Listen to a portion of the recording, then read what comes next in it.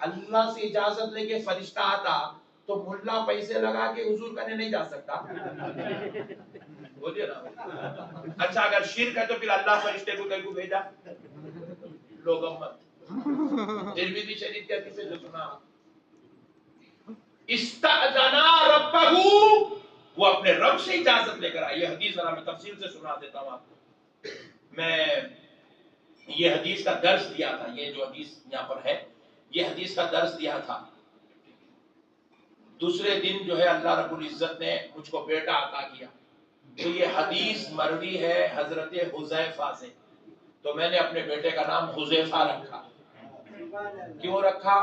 اس لیے تاکہ میرا بیٹا بھی زندگی بھر ذکر اہل بیت کرنے والا بن جائے. یہ حدیث حضرت حذیفہ سے منقول ہے. کیا حدیث ہے پوری سن لیجیے. حضرت حذیفہ رضی اللہ تعالیٰ عنہ نوجوان تھے، یعنی کہ 15-16 سال کے تھے. تو وہ اپنی والدہ محترمہ سے کہتے تھے امی جان میں حضور سے ملاقات کے لیے جانا چاہتا ہوں. تو ماں نے کہا بیٹے ضرور جائیے گا. کہا امی جان مجھے ایک ترکیب بتاؤ. حضور جو ہے نا جلیل القدر صحابہ کے بیچ میں ہوتے. امی جان میں جا کے ان صحابہ کے بیچ میں نہیں بیٹھ سکتا.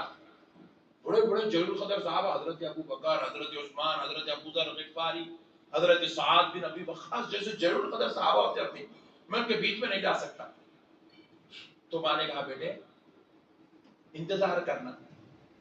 صحابہ اپنی جو ہے گفتگو کر کے راز کی باتیں کر کے تمام مسائل حل کر کے جب چلے جائے نا، حضور کسی وقت تو تنہا ہو جائیں گے، تب جا کے مل لینا. سبحان اللہ. صدقے جائیں وہ صحابی آگے، ماں اپنے بیٹے کو تربیت کر رہی حضور سے ملاقات کرنا. سبحان اللہ.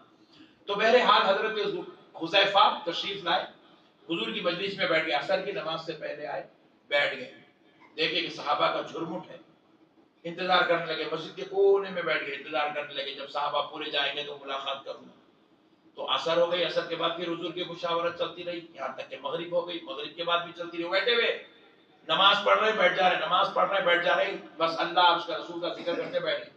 عشاء ہو گئی، عشاء کی نماز پڑھ کے صحابہ اکرام حضور سے ملاقات کیے چلے گئے. نبی پاک علیہ السلام نے چراغ بجھا دیا. بجھا کے حضور بھی اپنے حجرے میں جا رہے ہیں. یہ جو ممبر ہے نا، ممبر محراب، اس کی سیدھی طرف حضور کا حجرہ ہے، ادھر حجرہ عائشہ. تو حضور اب اس حجرے میں جا رہے ہیں، بالکل اندھیرا چھایا ہوا ہے. چراغ کی روشنی تھی وہ بھی حضور نے بجھا دی، اندھیرا چھایا ہوا ہے. اب حضرت حذیفہ نے دیکھ لیا حضور تنہا ہیں. آہستہ آہستہ دبے لفظوں کے ساتھ، دبے قدموں کے ساتھ آہستہ آہستہ آہستہ آہستہ دربار رسالت میں حضور کے پیچھے. حضور کا ایک قدم مبارک حجرے عائشہ میں چلا گیا، ایک قدم مسجد میں ہے. سبحان اللہ. حضور نے پلٹ کے پوچھا انت حذیفہ؟ سبحان اللہ. کیا تم حذیفہ ہو؟ حالانکہ انہوں نے ہیبت میں سلام بھی نہیں کیا. انہوں اس وقت سلام بھی نہیں کیے تھے. اندھیرے میں پوچھ رہے حضور انت حذیفہ، کیا تم حذیفہ ہو؟ نام یا رسول اللہ. ہاں یا رسول اللہ میں حذیفہ. نبی پاک علیہ السلام حجرے سے باہر تشریف لائے. اب کچھ سنیے غور سے. حضرت حذیفہ سے نبی پاک علیہ السلام نے کہا حذیفہ تیری اور تیری ماں کی اللہ نے مغفرت فرما دی ہے. تیری اور تیری ماں کی اللہ نے مغفرت فرمائی. یہ ماں تیری اور تیری ماں کی کیوں کہا حضور نے؟ حالانکہ اس وقت تو وہ تنہا موجود تھے. ماں کا ذکر کیوں ہوا؟ اس لیے ہوا کہ جب وہ حضور کی بارگاہ میں ماں سے مشورہ کر کے آ رہے تھے نا، تو ماں نے کہا تھا بیٹا رسول اللہ سے کہنا کہ وہ میری مغفرت کی دعا کر دے. وہ دعا لینے آئے تھے، مصطفیٰ خوشخبری دے کے بیچ رہے ہیں. جاؤ رب نے تمہاری مغفرت فرما دی ہے. اللہ اکبر. اب حضرت حذیفہ خود خوشی کے عالم میں ہے، ایسے خوشی میں ایسے جوش میں آ رہے ہیں. نبی نے ہاتھ پکڑ لیا. ان کا جوش دیکھ کے حضور نے ہاتھ پکڑ لیا. آہا سبحان اللہ. کاش یہ لمحے کبھی ہمیں بھی نصیب ہو جائے. کبھی ایسا بھی تو وقت آ جائے ہم پہ بھی کچھ ایسی کیفیت طاری ہو کہ خواب میں دیدار مصطفیٰ نصیب ہو جائے. کبھی یار کا گھر نصیب ہو جائے، کبھی یار کی گنبد نصیب ہو جائے، کبھی خواب میں کچھ تو دکھ جائے تاکہ ہمارا بھی بھلا ہو جائے. اللہ اکبر. حضرت حذیفہ کا حضور نے ہاتھ پکڑا. جیسے ہی ہاتھ پکڑا حضرت حذیفہ تھم گئے. جو وجد میں آگے تھے تھم گئے. تھمتے ہی ایک آواز آئی السلام علیکہ یا رسول اللہ. حضرت حذیفہ پریشان ہوئے، میرے اور نبی کے علاوہ کون ہے جو یہ سلام کر رہا ہے؟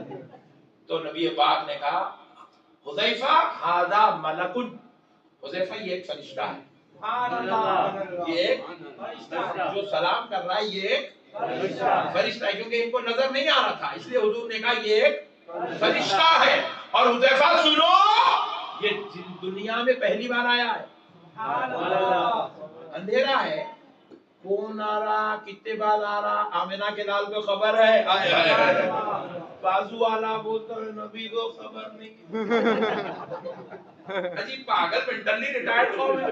میں یہ کوئی لال کتاب ہری کتاب میں سے تو نہیں سنا رہا ہوں، ترمذی شریف کی حدیث ہے، حضور کہہ رہے ہیں یہ پہلی بار دنیا میں آیا ہے، استأذن ربہ، اور حذیفہ سنو یہ اپنے رب سے اجازت لے کر آیا ہے، اپنے رب سے اجازت لے کر آیا ہے، وَيَسْتَبْشِرَنِي، اور مجھے خوشخبری سنانے آیا ہے۔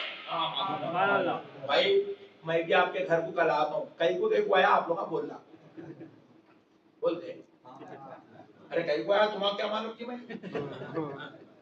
میں آپ کے گھر کو کل صبح آتا ہوں، چائے پینے آیا، کھانا کھانے آیا، ریسٹ کرنے آیا، نہیں آپ سے لڑنے آیا، نہیں آپ سے محبت کرنے، کہیں کو آپ کو کیا معلوم؟ جب تک میں نہیں بولوں گا آپ کو معلوم نہیں ہوتا۔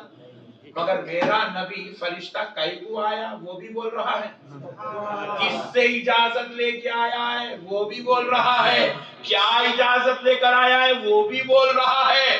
میرے نبی نے بتلا دیا دنیا والوں، تم جس کا کلمہ پڑھتے ہو وہ عالم غیب نبی ہے۔ اچھا اور ایک بات دیکھو، اللہ سے استأذن ربہ ہے، اپنے رب سے اجازت لے کر آیا ہے۔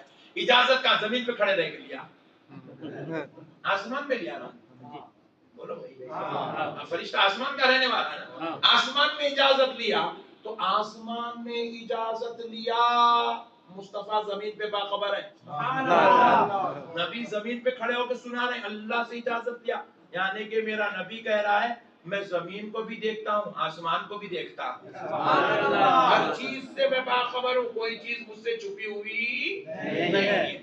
اب سنو، نبی پاک کہتے ہیں وہ مجھے اجازت دے، وہ مجھے خوشخبری سنانے آیا۔ اچھا آیا تو حضور کیا کہہ رہے ہیں؟ مجھے خوشخبری سنانے آیا، یہ نہیں کہہ رہے کعبے کا طواف کرنے آیا، یہ نہیں کہہ رہے بیت المقدس کی زیارت کو آیا، نبی کہہ رہے وہ مجھے خوشخبری سنانے آیا۔ اللہ اکبر، سبحان اللہ۔ تو اب حضرت حذیفہ نے پوچھا یا رسول اللہ وہ کیا خوشخبری ہے؟